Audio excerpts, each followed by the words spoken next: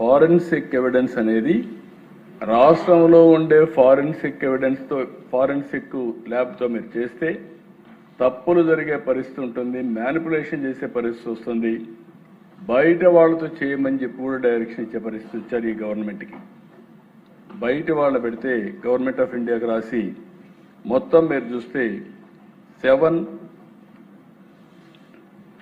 States నుంచి ఒక విధంగా మనం మాట్లాడుకుంటున్నాం. ఇప్పుడు ఏదైతే బ్లాక్ చైన్ టెక్నాలజీ అని ఒకరిని చేస్తే మోసం చేసేవాడు, కానీ ఇప్పుడు 7 స్టేట్స్కి సంబంధించిన ఫారెన్సిక్ ల్యాబ్స్ ఇన్వాల్వ్ అయ్యి మొత్తం ఎస్టాబ్లిష్ చేస్తే దేశ మీరు చూస్తే ఈ డీటెయిల్స్ చూస్తే number of dossiers 734, documents reports 734, barcode reports 408, exhibits 408.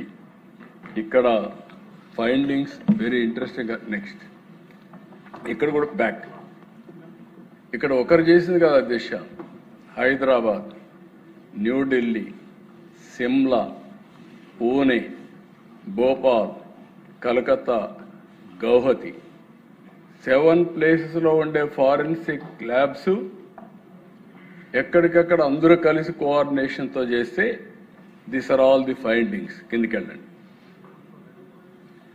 ఇక్కడ 3 పార్ట్స్ అధ్యక్ష.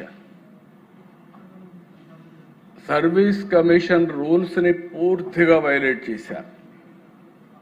పబ్లిక్ సర్వీస్ కమిషన్లో రూల్స్ ప్రకారం వాల్యుయేషన్ అంతా కూడా ప్రెమిసెస్లోనే ఒక హాల్లో కూర్చొని కట్టుదిట్టంగా చేయాలి. That is the rule. అది ఏ విధంగా చేయాలో కూడా ఒక మాన్యువల్ ఉంది, రూల్స్ ఉన్నాయి. చట్టబద్ధంగా చైర్మన్ కానీ ఈ స్టాఫ్ కానీ ఈ ప్రాసెస్ అంతా డిస్క్రైబ్ చేశారు. ఫస్ట్ డిజిటల్ ఆన్లైన్ ఎవాల్యుయేషన్ దిశ హైదరాబాద్ పంపించారు, ప్రైవేట్ ఏజెన్సీకి ఇచ్చారు. అంటే ఎంత బరిదిగింపో దీన్ని గుర్తి ఆలోచించుకోవాలి. సెకండ్ మళ్ళీ మాన్యువల్ ఎవాల్యుయేషన్ ఐలాండ్కి పంపించారు. ఐలాండ్కి పంపించడానికే అవకాశం లేదు. అది కూడా కాన్ఫిస్కేటెడ్ ప్రాపర్టీ అగ్రిగోల్డ్, ఆ ప్రాపర్టీకి పంపించారు. అక్కడ మాన్యువల్ ఎవాల్యుయేషన్ చేస్తారు. మాన్యువల్ ఎవాల్యుయేషన్ చేశారని కోర్టు అడిగితే కాదు మేము డిజిటల్ చేసామని చెప్తారు. మళ్ళీ మాన్యువల్ ఎవాల్యుయేషన్ చేయడానికి డబ్బులు పే చేస్తారు, అఫిషియల్గా పే చేస్తారు. కోర్టుని తప్పుదారి పట్టించే పరిస్థితికి వస్తారు. అదే మరి పార్ట్ 3 అధ్యక్ష మాన్యువల్ ఎవాల్యుయేషన్ సర్వీస్ కమిషన్ ఆఫీస్లో కొత్త చైర్మన్ వచ్చిన తర్వాత అక్కడ కూడా మొత్తం వైలేషన్ చేసి ఇష్టానుసారంగా చేసే పరిస్థితికి వచ్చారు. నెక్స్ట్ ఇక్కడ దశ మీరు ఒకసారి చూస్తే part 1 digital online evaluation at Hyderabad 97 ఎవాల్యుయేటర్స్ని ఇష్యూ చేశారు. 25 మంది కంప్లీట్లీ అనాథరైజ్, చేసిందే ఇల్లీగల్, ఇల్లీగల్లో కూడా ఇల్లీగల్ మళ్ళీ. That is what they have done. రెండోది హైలాండ్లో చేశారు. సెకండ్ ఇది మాన్యువల్ చేశామని చెప్పారు, కానీ డిజిటల్ చేశారు. 66 మంది ఎవాల్యుయేటర్స్ ఆర్ యూస్డ్, వీళ్ళందరూ కూడా అనాథరైజ్. కడాన దిశ వాళ్ళ పేర్లు చూస్తే electricians, plumbers, data entry operators, drivers, construction workers కూడా ఉన్నారు.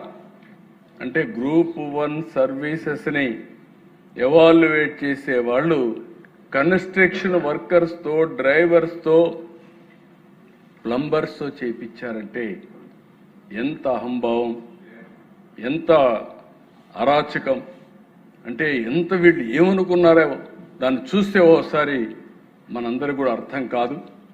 ఇలాంటి దారుణాలు చేసే పరిస్థితికి వచ్చారు. మళ్ళీ అధ్యక్ష మాన్యువల్ ఎవాల్యుయేషన్ చేస్తామని సర్వీస్ కమిషన్ ఆఫీసులో 162 మందిని ఎవాల్యుయేటర్స్ని పెడితే 50 మంది డిగ్రీ లెక్చరర్స్ని పెట్టారు. జనరల్గా professors, head of departments, university నుంచి పెడతారు. అలాంటిది మొత్తం లెక్చర్స్ని పెట్టే పరిస్థితికి వచ్చారు. అక్కడ కూడా టోటల్గా రూల్స్ అన్ని వైలేట్ చేశారు. నెక్స్ట్ ఇక్కడ చూస్తే అధ్యక్ష, answer scripts scanned into PDFs sent to evaluators by Google Mail, downloaded to evaluators down own laptops, వాళ్ళ ఓన్ ల్యాప్టాప్ పంపించేశారు. Evaluated marks recorded in Excel sheets. ఇవన్నీ మీరు చూస్తే ఎంత భయంకరంగా చేశారంటే, ఇక్కడ ఆ రోజు సెక్రటరీ పిఎస్ఆర్ ఆంజనేయులు అధ్యక్ష, ఎవరంటే ఇతని secretary CM intelligence officer, transport commissioner. CM intelligence officer అంటే ఏంటి? సీఎం యొక్క ఐస్ అండ్ ఇయర్స్. ఎవ్రీడే ఏం జరిగినా రాష్ట్రంలో బ్రీఫ్ చేసే బాధ్యత ఐజీ ఇంటెలిజెన్స్ది. అలాంటి ఐజీ ఇంటెలిజెన్స్కి సెక్రటరీ పోస్ట్ ఇచ్చారు. అక్కడుండే చైర్మన్ని కట్టడి చేశారు, అతన్ని బయట రానియకుండా చేశారు. ఆయన ఆఫీసులో ఒక విధంగా చెప్పాలంటే బంధించే పరిస్థితికి వచ్చారు. ఆ రోజుల్లో నిస్సహాయుడిని చేసేశారు. చేసి ఇతను ఏం చేశారంటే, హైదరాబాద్లో ఎండి